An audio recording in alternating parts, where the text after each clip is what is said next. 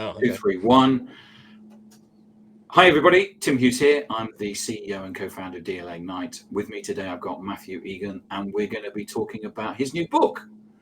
Matt has written a book called The Failure Advantage: Why Setbacks Are Your Secret Weapon for Success. So it's all about failure nowadays. Matt, welcome. Where can people find you? Thanks for having me, Tim. Great to join you. You can find me, the easiest place is probably LinkedIn. So it's linkedin.com/in/the Matt Egan, or just look me up, Matt Egan from Microsoft. Or succinct synopsis of the book, it's matthewegan.net. Excellent. So I really enjoyed the book. To start with, let's start with the premise of the book. What inspired you to write it? What was it that got the inspiration going? Yeah, so Tim, it was an interesting journey on writing this book itself, actually, and I guess a bit of an illustration in failure in and of its own example. Because I actually started out writing a book on business transformation. Being a transformation consultant, I thought I need to write a book. But to be honest with you, it was boring.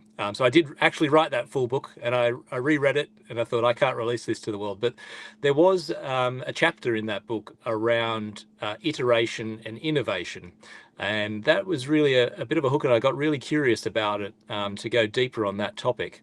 And that's where this book actually came about, because I started to explore how many of the world's most successful people have a history of failure behind them, but it's not what we know them for. And once you dig into that topic, that really kind of gave my own inspiration for the book, and it also resonated with me quite personally. You know, they say that you should write the book that you want to read yourself, and this was certainly it. So an interesting journey. I think most people start with an idea and write the book. I actually started to write the book and then came up with the idea. Right. Okay. Well, that's good. I mean, there's lots of things. You know, Edison was famous for iterations, and we've all used WD-40, which is the 40th compound that they used. So you argue that failure can actually be a strategic advantage. Why do so many people still view that something like failure as negative? Yeah, I think it's, and I covered this in the first part of the book around the fear of failure. And I think we all have this inherent fear of failure. But the interesting thing is that this fear is learned. Actually, I read recently we're born with only two fears. And those two fears are of loud noises and of falling. So interestingly, they've done a lot of experimentation with babies to understand what fears actually, that's right. And that's all you're born with. So everything else is learned. And one of those learned fears is around failure, because, you know, in our upbringing, in society, in schooling, in business even, we're taught that failure is a bad thing and there are negative consequences associated with it. And that just brings about this innate fear of failing. But along with that, and this is where the book comes in, that fear of failing often manifests in a fear of starting. So we actually curb our own ambition and visions because we're actually fear of failing. But actually, what it means is that we never start. There must be lots of people out there that have probably wanted to start their own business and haven't done, because it's actually they're quite capable of running their own business. It's just that they have a fear of doing it. So the stories we tell ourselves around, you know, that failure is final, for example, and as was the case with many of the people that I showcase in the book and the success stories I tell there, if you stop the story midway through some of their journey, then yes, that failure is final. But the unique thing that many of these people do is that they keep going. So they go past the point of failure and ultimately as a success. But that's why the title, Why Setbacks Are Your Secret Weapon, because it's in those setbacks and the continued setbacks ultimately it comes success. In your research and experience, what distinguishes people who bounce back stronger from failure versus those that get stuck? It's a great question. I think that it comes down to not necessarily characteristics, but more habits and actions. Because I think that we all share this fear of failure on some level. But what have found differentiates the people who have been able to push past this is how they approach situations and the actions that they take. And most specifically, that they start. So to your point, many people think about, oh, I'm going to start, I'd love to run my own business, but I can't because of X, Y, and Z, or I'd love to invent this product, or I'd love to do something, adventurous. What differentiates the people who actually succeed in the end is that they started. So moving past that point of inertia, that's one point. I think secondly, they take failure as feedback rather than a value judgment. So I think it's very easy for us to say, okay, well, this project or this initiative failed, and hence I am a failure. What I see in the people who push past that is that they don't necessarily take it as personally associated with them or their character or their identity. What they take that failure is feedback about the initiative or the product or the business itself. And then they use that feedback to do the next iteration and make progress. And then lastly, I'd say it is the continued progress. So they're all focused on as much about the process and progress as the outcome. Many of the people, and particularly entrepreneurs and business owners, they're more interested and intrigued and engaged about the process of building a business as opposed to fixation on the outcome of the business that is built. And that is something that is really consistent through the examples that I use in the book. You talk about the importance of reframing setbacks, don't you? And so can you share a practical way listeners can start doing that in their everyday lives? Yeah, it is one of the most important things I think about this whole resetting your attitude towards failure.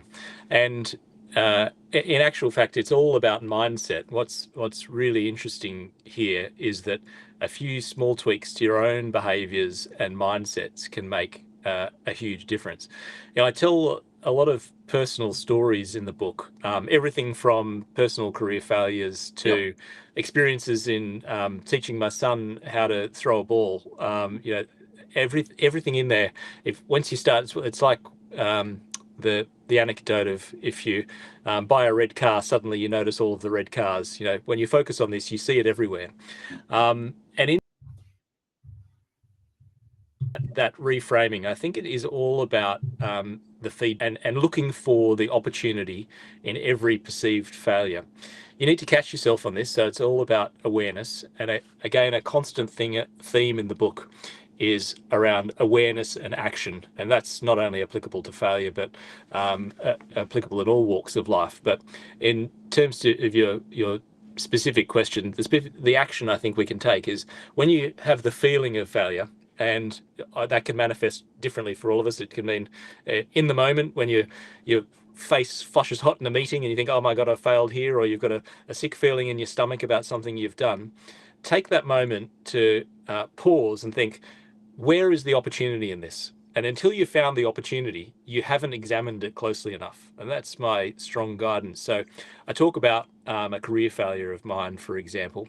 And the failure actually was perhaps walking away as opposed to the issue in and of itself. What I regret most is perhaps not seeing it as feedback and taking action to change my behavior and improve going forwards. So looking for the opportunity in every setback until you find it. And that will be, oh, I could have changed this way I approached the issue.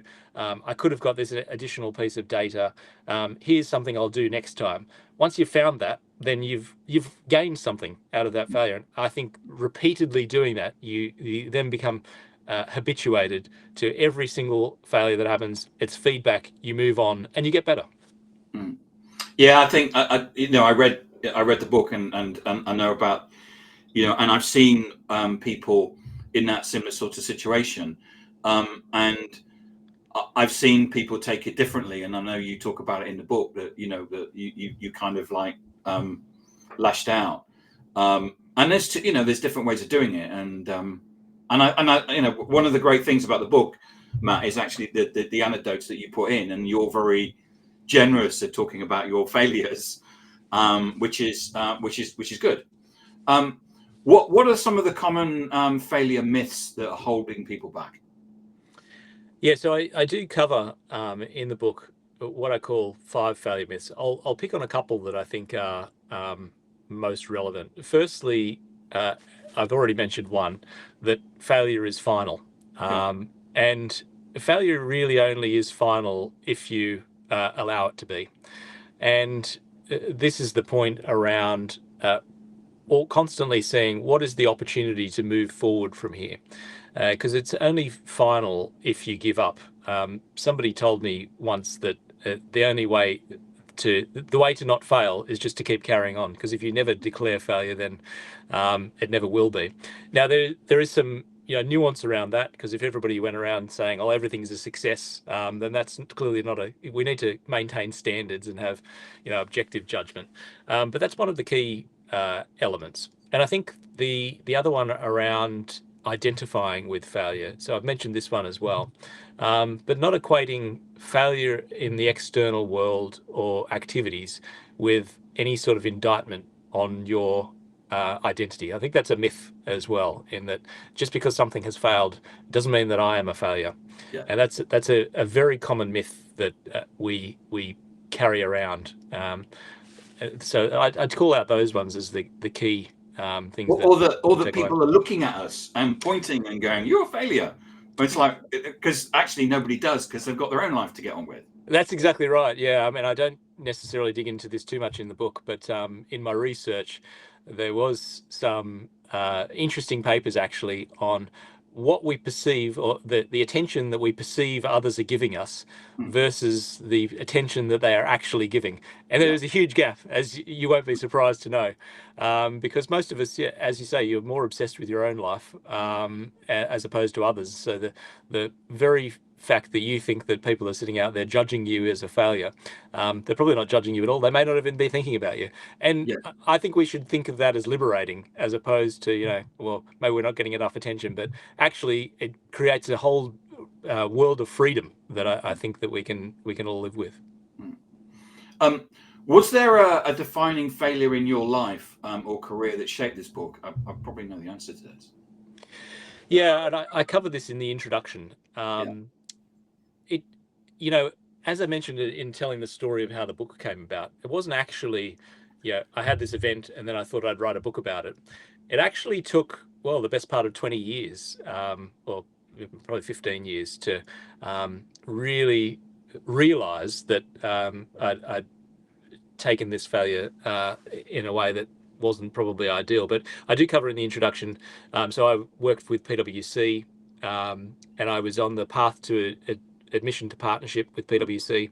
I had spent my career to that point doing what I would say ticking all the boxes that are put out in Big Four firms. I'd worked overseas, I'd worked in various lines of business, had a great business case, I had relationships with key business decision makers, tick, tick, tick, tick, tick, and had progressed through the firm, through the various levels at the prescribed timings. It's a very structured environment.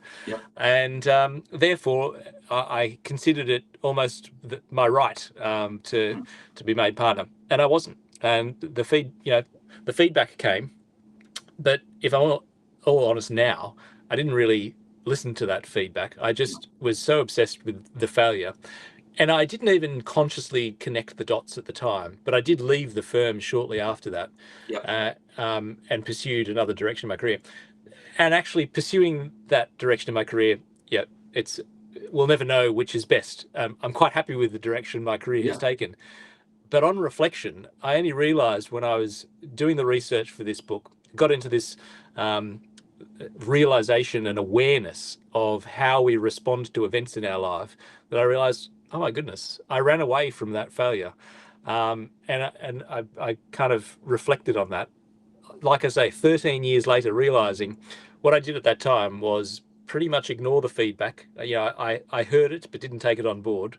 One approach would have been take on that feedback, get better, try again, as many of my peers did, and I now see them having progressed down that path. So it's a well-trodden path, but I just didn't see that at the time, and it was my reaction. So I closed myself off to the feedback that was available at that point in time, and took another path. And the bit that I regret about that is not necessarily hearing the feedback for what it was, and making a very balanced and conscious choice. Was more reacting. And I think that's a great example of kind of that awareness. And what I hope to do with the book is really raise our collective awareness about it, but also as individuals to make sure that we're making the best decisions for our lives. And that's why it's potentially more than just a business book. It's hopefully resonates and gives people value in all aspects of their life. I mean, it's a great example, and as I said, you use yourself as the case study, and I think that's really important. Excuse me. You've interviewed or studied a number of successful individuals. Is there one story apart from yourself that best illustrates how failure has become a secret weapon? Yeah, as you say, there are several examples in the books. I talk about Steve Jobs at ventures. Many of us, if you're to stand back from someone like Steve Jobs' life, you think, well, he built Apple and it's a hugely successful company. But if you look at various events in his life, including him being fired from Apple the first time, and then he set up Next, this other company, which also had some commercial failures. So examining those setbacks is interesting. I talk about Abraham Lincoln as well, so some really famous people. The one that actually really, well, two that stick with me. You mentioned the WD-40 example. So I simply learned something when in doing the research for this book, that what WD-40 is water displacement number 40, Formula 40. So if they hadn't progressed past Formula 35, we wouldn't have this thing under the kitchen sink that we all use to fix everything from leaks, or from squeaky doors to remove rust, etc. So I just think about, well, the world would be without that product if somebody hadn't persisted. The other one that I quite found fascinating was Colonel Sanders, the founder of KFC, because that's also briefly mentioned in the book. But the story behind Colonel Sanders, he's a somewhat controversial figure in many ways. But what is unique about him is he persisted, and so late in life as well. So I think it was in his 60s when he finally succeeded with to launch the recipe, the famous recipe for and spread Kentucky Fried Chicken, and his restaurants took off. But there are literally thousands of attempts, and he actually documented his life quite well, in the number of people he'd asked or the number of approaches he'd made to make his recipe successful. But he persisted past the point many of us would consider persisting, both in terms of number of attempts, so thousands of declines before he finally found success, but also in terms of age. It also shows that many people think that if they haven't done something by the time they're 30 or 40, they never will. But just the keep trying attitude was something that kind of really stuck with me around his story. So how can business leaders create cultures where it's safe to fail? How can business leaders do that? Again, in the book, so I reserved the last the last quarter of the book, part 4, around getting this balance of safety and challenge. And I say it's a balance of safety and challenge because, to my earlier point, we can't just say accept failure for any cost, because that means abandoning our standards. So the challenge for a leader and the opportunity is to create this, what I call productive discomfort or productive tension.